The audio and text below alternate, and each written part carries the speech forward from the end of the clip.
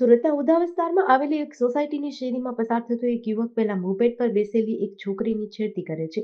CCTV ફૂટેજમાં સ્પષ્ટ દેખાય છે કે એક મોપેડ પર બેસેલી નાની બાળકી પાસે આરોપી આવીને તેને પકડવાનો પ્રયાસ કરે છે, પરંતુ તે બાળકી ત્યાંથી ગભરાઈને જતી રહે છે. ત્યારબાદ સામેથી આવતી બે દીકરીઓને જુએ છે અને તેમાંથી એક દીકરીને પાછળથી પકડી લે છે.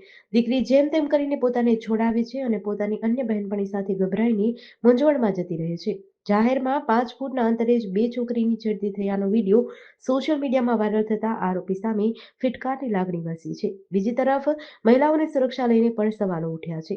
લોકોમાં સુરક્ષા અને સલામતીને લઈને ઉદ્ભવેલ રોષને જોતા પોલીસે યુવકની ધરપકડ કરી તાત્કાલિક કાર્યવાહી હાથ ધરી હતી.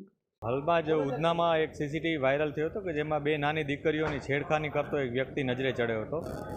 આ સીસીટીવી 8 તારીખના હતા. 9 તારીખે પોલીસ પાસે જ્યારે આ વિગતો સામે આવી ત્યાં સુધી કોઈ ફરિયાદી પણ આવ્યા ન હતા, પરંતુ પોલીસ પાસે જેવી વિગતો આવી પોલીસે અલગ અલગ ટીમો બનાવી હતી.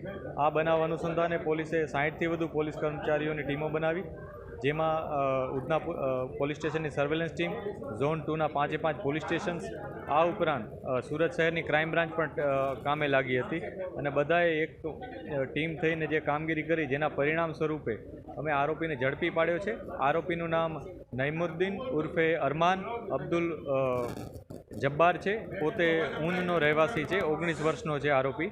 એ મજૂરી કામ કરે છે. આ કામગીરીમાં અમે 700થી વધુ સીસીટીવી ચેક કર્યા છે અને આરોપીથી શરૂઆતમાં અમે ઘણા પાછળ હતા, પરંતુ સીસીટીવી ફોલો કરતાં અમે અલગ અલગ જે અમારી ટ્રેનિંગ હોય છે એના ભાગરૂપે આરોપી સુધી પહોંચી શક્યા હતા અને છેવટે આરોપી પોલીસના હાથમાં આવ્યો હતો. આરોપી એ જ છે એ બાબતે કન્ફર્મેશન પણ અમે લઈ લીધું છે. આ ઉપરાંત જે ભોગ બનનાર છે